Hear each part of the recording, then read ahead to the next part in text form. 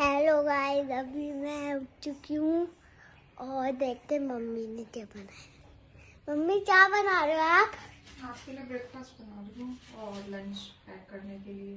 तो मम्मी सुनो, भैया से बोल रहे थे इसको धो के मेरी बोतल नहीं है, ये नहीं रखते वो, ये गंदी हो रही है।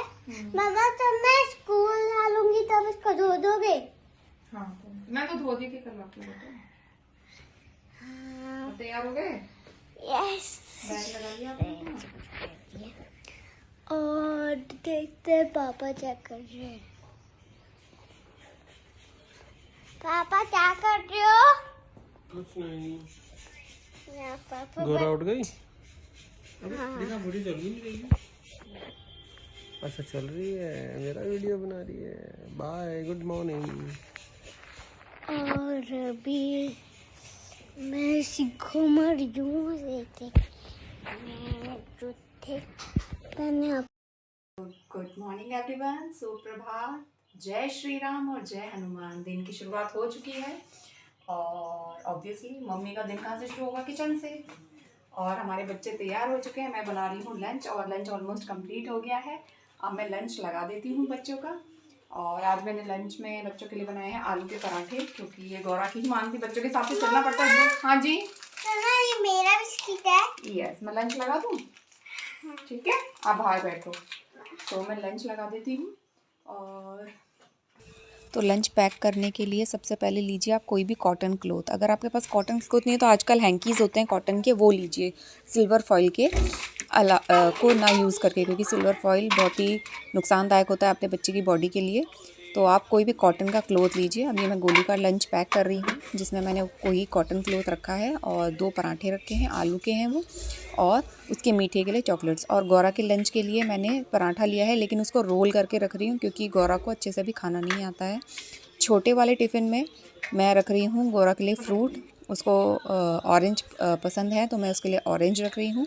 तो उसके लिए ये वैरायटी हो गई, एक फ्रूट पराठा और साथ में एक चॉकलेट बिस्किट, जिससे कि जो भी उसके चॉइस हो वो खाए। वैसे तो वो सब खा के आती है, लेकिन फिर भी आपने वैरायटी रखते हैं बच्चे के लिए तो सही रहता है। तो इस तरह से आप अपने छोटे बच्चे का, यानी जो बच्चा अभी रिसेंटली स्कूल जाना शुरू किया है, नर्सरी में है, प्ले में है, और आप उसका लंच बनाने में कंफ्यूज हो रहे हैं कि उसको लंच में क्या दें, तो जो तरीका मैंने अपनाया आप वो तरीका अपनाइए। क्योंकि छोटे बच्चे जो होते हैं, छोटे बच्चों को अलग अलग तरीके खाने का मन करता है। ऐसा है कि घर में वो बच्चे रहते हैं तो हम उनको डिफरेंट चीज़ें खिलाते हैं, लेकिन लंच में हम जब उनको भेजें तो क्या भेजें यही सोचते हैं।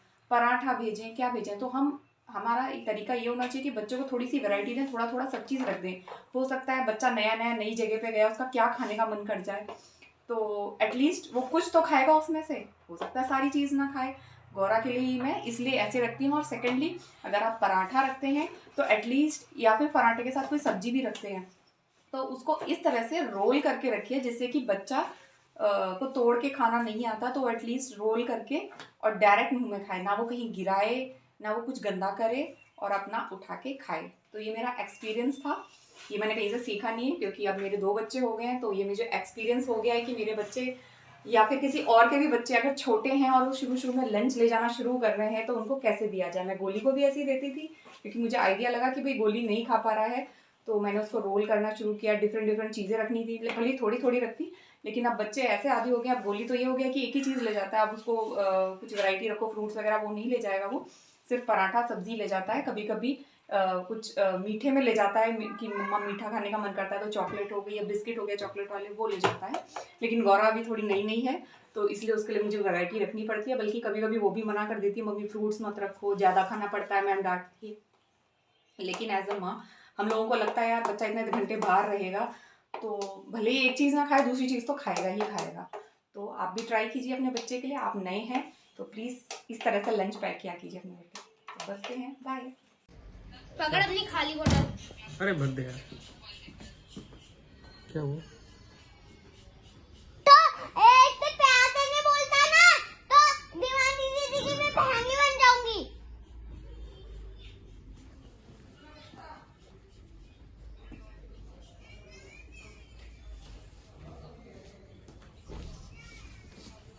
घर छोड़ के जा। मैं घर छोड़ के कहाँ जा रही है? पकड़ो उसको। अरे अरे अरे अरे इसको पकड़ो यार।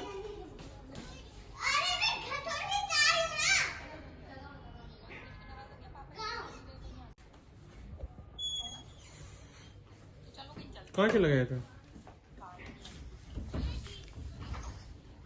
घर छोड़ के क्यों जा रहा है भाई? इतनी नाराज हो गई किस पे? भैया पे?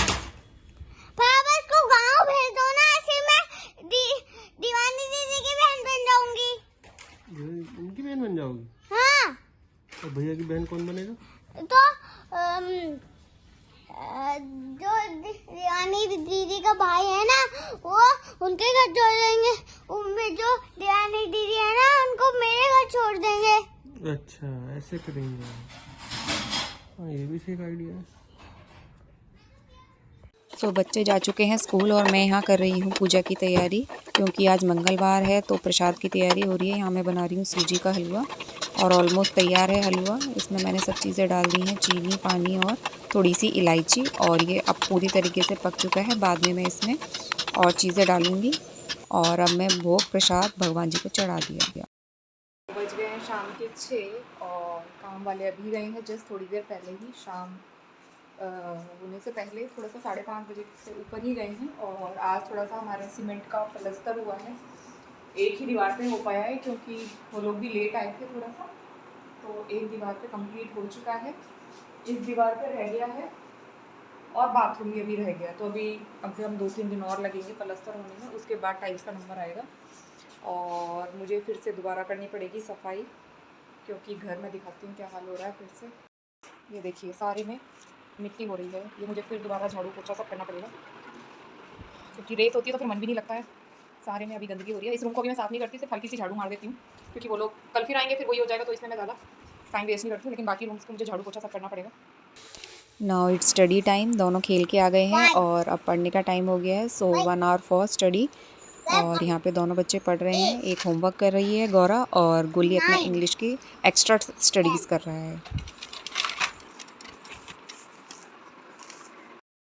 तो बच्चों की आज दोस्ती हो चुकी है वापस। आपने देखा था सुबह कि इन दोनों में हो गई थी भयंकर वाली लड़ाई।